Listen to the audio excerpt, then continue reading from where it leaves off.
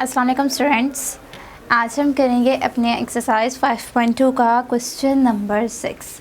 Last time हमने इसका question number 5 किया था और आज हम इसका करेंगे क्वेश्चन नंबर 6। क्वेश्चन नंबर 6 की अगर आप स्टेटमेंट के देखें तो आपके पास स्टेटमेंट में लिखा हुआ है find the product of the following polynomials.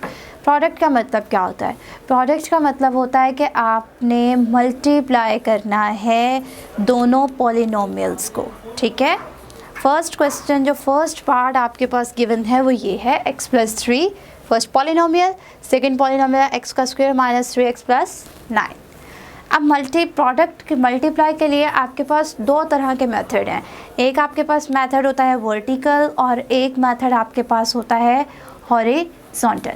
तो एक क्वेश्चन मैं आपको इसका वर्टिकल मेथड से करवा दूंगी, एक क्वेश्चन मैं आपको इसका हॉरिजॉन्टल मेथड से करवा दूंगी। आप किसी भी मेथड से करें, दोनों में से जो मर्जी मेथड अप्लाई करें, आंसर आपका सेम आएगा और थर्ड पार्ट आप इसका खुद कर लेंगे, ठीक है। दो क्वेश्चंस, दो पार्ट्स इसके मैं करवाऊंगी और एक पार्ट इसका आप खुद करेंगे। सबसे पहले फर्स्ट पार्ट को मैं करवाने लगी हूँ वर्टिकल मेथड, ठीक है। वर्टिकल और हॉरिजॉन्टल होता क्या, पहले आप अपने माइंड में ये बिठा लें। वर्टिकल हमारे पास ये इस तरह की फॉर्म में होता है, मतलब कि इस तरह के फॉर्म में जो मेथड होगा वो वर्टिकल मेथड होगा, और हॉरिजॉन्टल का मतलब होता है इस तरह सीक्वेंस में जो मेथड जाएगा वो आपके पास हॉरिजॉन्टल मेथड होगा, ठीक है। ये हॉरिजॉन्टल है और ये आपके पास वर्टिकल, जैसे आपने साइंस में पढ़ा होता है कि वर्टिकल लाइन होती है, ये आपके पास हॉरिजॉन्टल लाइन होती है। तो इसी तरह इसी से इन्होंने नेम ड्राइव किया है, ये वर्टिकल मेथड इस तरह के सीक्वेंस में और इस तरह के सीक्वेंस में हॉरिजॉन्टल मेथड। तो फर्स्ट क्वेश्चन मैं आपका करूँगी वर्टिकल मेथड, मतलब इस तरह के सीक्वेंस से। तो उसके लिए आपके पास जो भी बड़ा पॉलिनोमियल होता है, मतलब जिसके ज़्यादा टर्म्स होती हैं, इसकी कितनी है 3 टर्म्स है और इसकी 2 टर्म्स है, तो इस वाले पॉलिनोमियल को मैं ऊपर लिखूँगी। आप इन दोनों में से कोई भी पॉलिनोमियल ऊपर नीचे लिख सकते हैं, आंसर सेम आता है। लेकिन हम ज़्यादातर, जैसे आप लोग सिंपल मल्टीप्लिकेशन में करते हैं कि जो बड़ा वाला पॉलिनोमियल होता है या बड़ी वाली टर्म होती है, हम उसे ऊपर लिखते हैं, नीचे छोटी वाली लिखते हैं। तो आपने इधर भी यही करना है, x² - 3x + 9, ठीक है। और नीचे आपके पास क्या आ जाएगा x + 3, ओके। सेम इसी तरह आपने लिख दिया। साइड पे आपने मल्टीप्लाई का साइन डाल देना, क्योंकि हम इससे क्या कर रहे हैं, प्रोडक्ट मीन्स मल्टीप्लाई कर रहे हैं। आपने इसे सॉल्व कैसे करना है, हमने मल्टीप्लाई x + 3 लिखते हैं, ऐसे इस तरफ लिखते हैं, ठीक है। जब आपने पॉलिनोमियल्स को मल्टीप्लाई करना है, आपने इस तरफ लिखना होता है, लेफ़्ट साइड पे सेकेंड वाला पॉलिनोमियल। अब देखिए आपने करना क्या है, आपने फर्स्ट टर्म लेनी है नीचे वाले पॉलिनोमियल की, उसको हर एक से मल्टीप्लाई करना है, ठीक है, जैसे हम सिंपल मल्टीप्लिकेशन में करते हैं।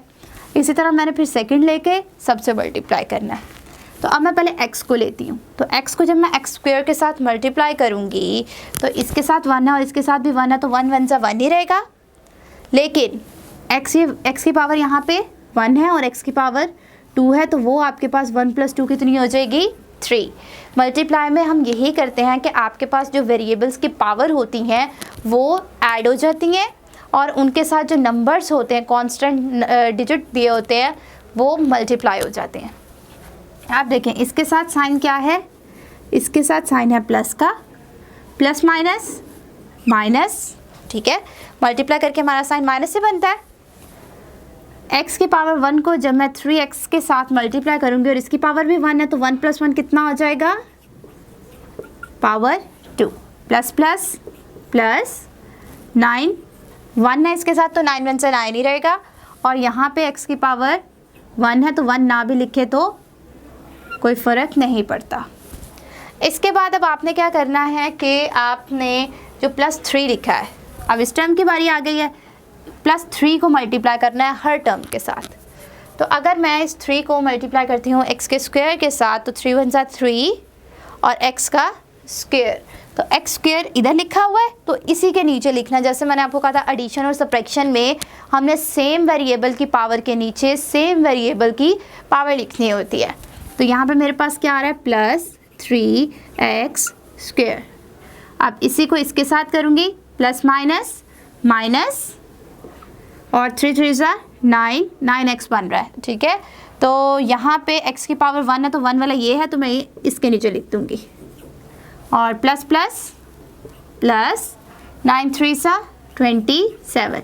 आपके पास 27 इधर सिंपल कांस्टेंट कहीं पे भी नहीं था, इसलिए मैंने उसे साइड पे लिख दिया। अब आपने मल्टीप्लाई करने के बाद क्या करते हैं, सिंपल मल्टीप्लिकेशन में या फिर मैंने आपको वो जो बेस की मल्टीप्लिकेशन बताई थी उसमें भी कोई भी मल्टीप्लिकेशन हो, जब आप इस तरीके से करते हैं एंड पे आप ऐड करते हैं, ठीक है। तो अब हमने इनको ऐड करना है, इसके नीचे कोई टर्म नहीं है तो ये ऐसे ही आ जाएगी, माइनस प्लस माइनस 3 माइनस 3 0, मतलब ये टर्म कैंसिल। इसके बाद प्लस प्लस प्लस 9 प्लस 9 18, और इसके ऊपर भी कोई वैल्यू नहीं है तो ये भी एज इट इज़, ठीक है। इस तरह आपके पास वर्टिकल मेथड से इसका आंसर आ गया है ये। अगर आप इसे हॉरिजॉन्टल मेथड से करते हैं तो भी आपके पास इसका आंसर x³ + 18x + 27 ही आएगा। इसके बाद आपका जो पार्ट नंबर 2 है वो आप लोगों ने इसका खुद करना है। अब आप उसे वर्टिकल से कर लें या अब जिस थर्ड पार्ट को मैं हॉरिजॉन्टल से करवाने लगी हूँ तो आप उसे हॉरिजॉन्टल मेथड से भी कर सकते हैं, आंसर आपका सेम आएगा।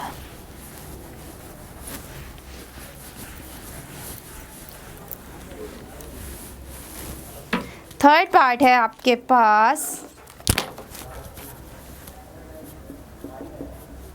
a + b + c और आगे वाली वैल्यू है a² + b² + c² minus ab minus bc minus ca। Okay, ये है। अब इसे किससे मैं करवाऊंगी, हॉरिजॉन्टल मेथड से। तो आपने हॉरिजॉन्टल मेथड में क्या करना होता है कि जो भी छोटा पॉलिनोमियल होता है, छोटा पॉलिनोमियल ले लें या फिर जो भी फर्स्ट पॉलिनोमियल लिखा है इसके हर टर्म को इस पॉलिनोमियल के साथ मल्टीप्लाई करना होता है, ठीक है। क्या करना होता है, आपने फर्स्ट पॉलिनोमियल जो भी लिखा है इसके पहली टर्म को इस पॉलिनोमियल से मल्टीप्लाई कर दिया, फिर सेकंड टर्म को मल्टीप्लाई किया, फिर थर्ड टर्म को मल्टीप्लाई किया। अब मैं यहाँ पे पहले फर्स्ट टर्म लिखूंगी, फर्स्ट टर्म सेकंड पॉलिनोमियल के साथ मल्टीप्लाई होगी। मल्टीप्लाई के लिए हम ब्रैकेट लगाते हैं, ब्रैकेट का मतलब भी क्या होता है, ये मल्टीप्लाई हो रही है आपस में, ठीक है। इसके बाद a के बाद क्या है, प्लस b है, प्लस b सेकंड पॉलिनोमियल के साथ ये मल्टीप्लाई होगी, a² + b² + c² minus ab minus bc minus ca। इसके बाद क्या है, प्लस c। इसको करूँगी तो a² + b² + c² minus ab minus bc minus ca। Okay, अब आपने क्या करना है, जस्ट इन्हें मल्टीप्लाई करना और प्लस माइनस कर देना, तो आपका ये क्वेश्चन हो जाएगा। a को a के साथ जब मैं मल्टीप्लाई करूँगी तो मैंने अभी कहा कि मल्टीप्लाई करते हुए जब आप वेरिएबल को वेरिएबल के साथ मल्टीप्लाई करते हैं तो उसकी पावर्स ऐड होती हैं। इसकी पावर 1 है, इसकी पावर 2 है, तो 1 + 2 3। अब ये देखें, ये और ये डिफरेंट वेरिएबल्स है तो इससे भी घबराने की कोई ज़रूरत नहीं है। मल्टीप्लाई में डिफरेंट वेरिएबल्स भी मल्टीप्लाई हो जाते हैं। a को b² के साथ जब मैं मल्टीप्लाई करूँगी तो इधर तो a कोई नहीं है और इधर b कोई नहीं है, तो ये हमारे पास आ जाएगा ab²।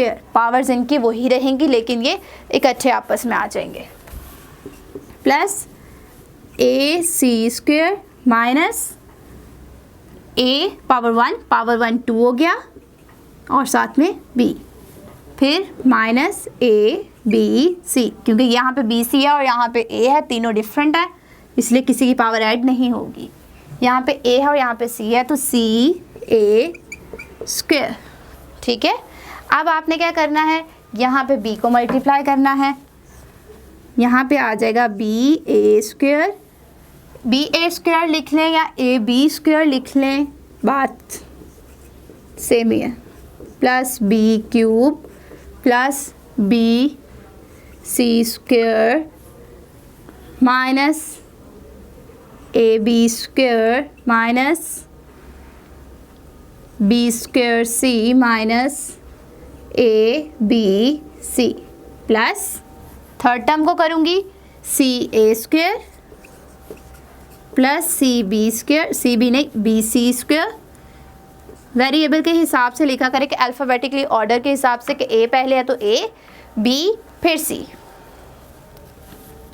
उसके बाद है C cube minus A B C minus B C square minus यहाँ पे आया था बी स्क्वायर सी, मैंने यहाँ पे गलत लिख दिया था। ठीक है, आपने मल्टीप्लाई करते हुए ध्यान रखना है कि कोई भी गलती आप ना करें, ना साइन की ना पावर की। Minus A C square, okay ठीक है। क्या किया है दोबारा चेक कर लें मल्टीप्लाई की, कहीं हमारे से गलती तो नहीं होगी, वरना आगे जाके हमें प्रॉब्लम हो जाएगी। A cube A B square A C square A square B A B C minus C A square, A square B था यहाँ पे, देखा गलती मिल गई ना, A square B, B cube plus B C square minus A B square minus B square C minus A B C plus A square C, alphabetically order के हिसाब से लिखना था तो ए स्क्वायर सी ब्रैकेट में plus B square C plus C cube minus A B C minus B C square minus A C square. ठीक है, अब हमारा जो एक दो गलतियाँ मिली हैं, अगर हम वैसे ही करते तो हमारा आगे जाके क्वेश्चन गलत हो जाना था। अब आपने क्या करना है, इनकी ब्रैकेट ख़त्म करनी है और प्लस है बाहर दोनों के साइन, इसका मतलब है अंदर वाला कोई साइन चेंज नहीं होगा। तो अब मैं इसको एज इट इज़ लिखती हूँ इस टर्म को,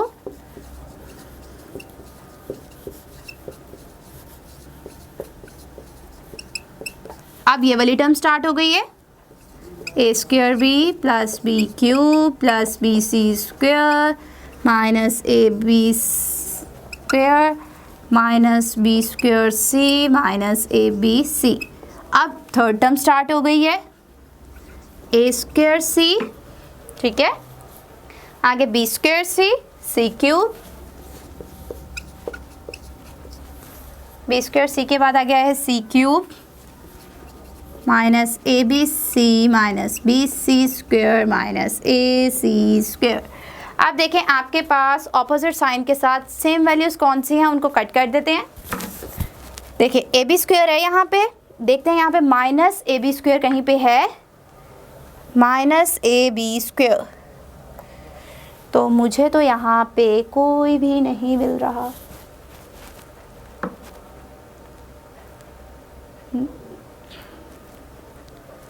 ये मिल गया, ठीक है।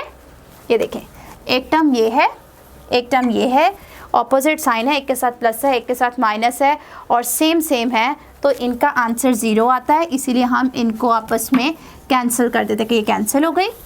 उसके बाद इसको देखें ए स्क्वायर बी को, ये माइनस में है प्लस में ढूंढे, प्लस में ये देखें ये मिल गया इधर ही, ये टर्म और ये टर्म ऑपोजिट साइन के साथ सेम है, तो इसका आंसर भी ज़ीरो आना है। आप करके देख लें, आपका आंसर ज़ीरो आएगा। इसके बाद आप अब जो आपने ढूंढना है ए C square, A C square देखें ऑपोजिट साइन के साथ ये आ गया, ये माइनस ए सी स्क्वायर, ये प्लस ए सी स्क्वायर, इन दोनों का मैं ऑपोजिट है, प्लस माइनस करूँगी तो माइनस ही आएगा, ज़ीरो आएगा, इसलिए कट कर दिया। इस तरह माइनस सी ए स्क्वायर को देखें तो यहाँ पे सी ए स्क्वायर मतलब अल्फ़ाबेटिक ऑर्डर के हिसाब से लिखना था, तो ए स्क्वायर सी, ओके मैं यहाँ पे भी कर देती हूँ, अब आपके लिए ढूंढने में आसानी होगी। ए स्क्वायर सी है और ये भी ए स्क्वायर सी है, यहाँ पे प्लस है यहाँ पे माइनस है, मतलब इसका आंसर भी ज़ीरो आएगा। जब आपके पास ऑपोजिट साइन हो और सेम वेरिएबल्स हों और उसके साथ नंबर भी सेम हो, यहाँ पे 1 1 थे, इनके साथ नंबर कांस्टेंट, तो इसीलिए जब आप इन्हें माइनस करेंगे तो ये आपके पास ज़ीरो आएगा, इसलिए मैं इनको कट करती जा रही हूँ।